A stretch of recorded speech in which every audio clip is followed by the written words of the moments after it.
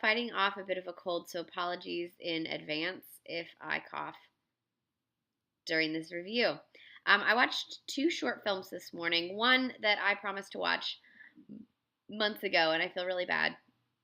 The other one I was just contacted about this morning, and I was like, I learned my lesson, and I just watched it right away because otherwise it will sit in my inbox. And I love watching people's shorts. I love short films, and they're not all that readily available outside of festivals, although Vimeo does a good job of promoting shorts, newer shorts. And then on Filmstruck, on the Criterion channel, we do a short plus feature every Tuesday, which is great. But still, I never watch enough shorts. And so having these shorts sitting in my inbox, I felt terrible. The first one is called Lifeboat, and it, I believe, premiered at festivals in 2017. It's written and directed by Lorraine Nicholson. She was an actress. She's got an interesting acting career, and then to see this short, it's just like, don't judge actors by the projects they do. And then it stars Stephen Dorff, who's one of my favorite actors. Somewhere will always be a top film for me. As a counselor at an intensive sort of therapeutic school for troubled children. His co-star is Elizabeth Gilpin, who is the also producer of this film and on whose experience the film is based. The film follows Gilpin's character Elsa and about, I think it's 5 other students and Dwarf in this classroom setting where they start out doing like your average icebreaker type thing, and then eventually they end up in a very intense game of Lifeboat where the lifeboat has 3 seats. There are 6 people, and you have to decide who you would save, whether that's yourself or not.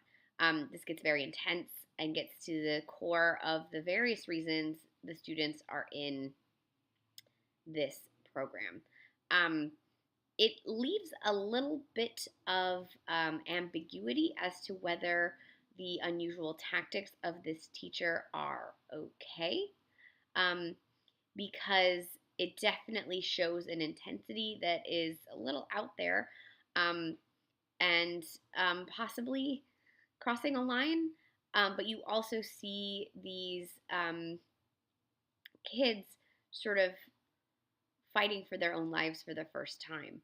And so it's like, is it okay to go to these extremes to pull someone from the edge, or are you pushing them to another edge? And the film doesn't answer that question because, as in any therapy, it depends on the person and how that person is going to react to the situation in which they find themselves. I loved all of the performances. It's a bunch of very talented young actors in this film. It's an intense 20 minutes. Really enjoyed it. Not sure how other people can see it currently. But if you see it playing in a festival near you, definitely seek it out. It's a nicely tuned short. If you're a filmmaker, definitely, or an aspiring filmmaker, definitely watch shorts and work on shorts. If you can tell an intense story in 20 minutes where I care about all the characters, that's half the battle in terms of learning the craft of filmmaking. And this is a good example of that. The next one I watched is actually directed by Tara Fitzgerald, who I'm not sure what she's most known for, but I love her for Brassed Off with Ewan McGregor. That's a delightful film.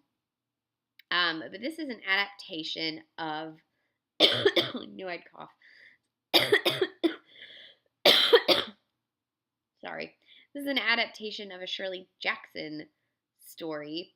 The Shirley Jackson story is called Trial by Trial by Command? I think it's Trial by Command. Hold up, I'm pulling it up.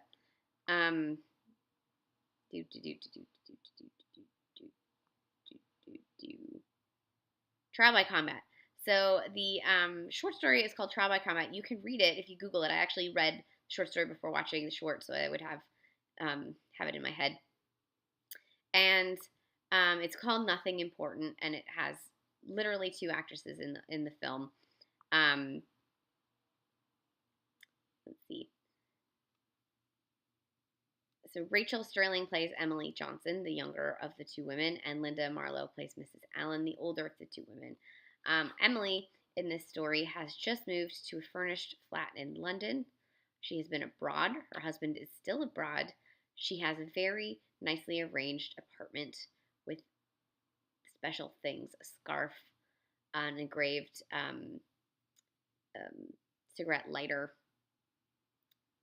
very nice paperweight. Slowly, these things start to disappear. She has an idea of who's doing it.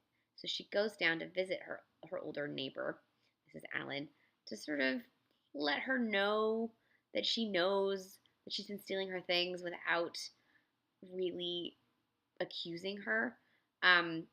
She's very polite about it. And then the woman is very polite back. And as the film progresses, I'm going to kind of spoil it, sorry. She goes to go get her things back because she discovers that all the keys work.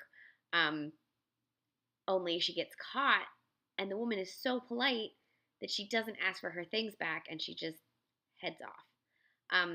In the short story, it's very humorous, and I think sort of an attempt to comment on the way that women are overly polite all of the time. So much so that in this case, the woman was so polite to her about her sneaking into her house that the other woman just let her have the things. In this version, it takes what is mostly a comic sort of mid-century story of a woman living alone and turns it into a bit of a psychological thriller where the woman's alone and things go missing, and there's a woman there, she sort of sees a future self almost taking her current self's things, and so it adds a different layer to the story. It makes it a little darker and a little more gothic and almost sort of like The Innocents. It's a little creepy, like The Innocents, which I think is a testament to a bunch of British people making this film because it's set originally in New York, and this is a very sort of London Gothic kind of take on this very New York story of furnished apartments and women living alone. A couple of other things that are in it that I thought were interesting that aren't in the short. The main character is pregnant. They just added that. There was one other thing. Oh, I really, really liked the set decorations of this short. It is sort of mid-century feeling and really kind of musky and beautiful. Musty, there we go. Musty and beautiful. And you're not sure quite when it's set, and so that helps you sort of feel as discombobulated as the Emily character is, having to move into a new place, new town, etc., etc., until about halfway through the short, and then you realize that it's actually set now because she uses a cell phone, and you're like, whoa, and then that makes you even more confused. And I thought that choice really added to the tension of the short. This was a successful night of shorts. I'm not sure. This one is still playing festivals as well, so you might actually get to see it in a festival. If you do, definitely check it out. It's beautiful, short little psychological horror. It's interesting how you can take anything and sort of shift it tone-wise. Kind of like that. So this was Lifeboat, directed by Lorraine Nicholson, and Nothing Important, directed by Tara Fitzgerald, with a screenplay by Chiara Menaggi. And I'm not sure how you can see them currently, but if you get a chance, definitely look for them. And I always watch more shorts. I never watch enough. Have a good night.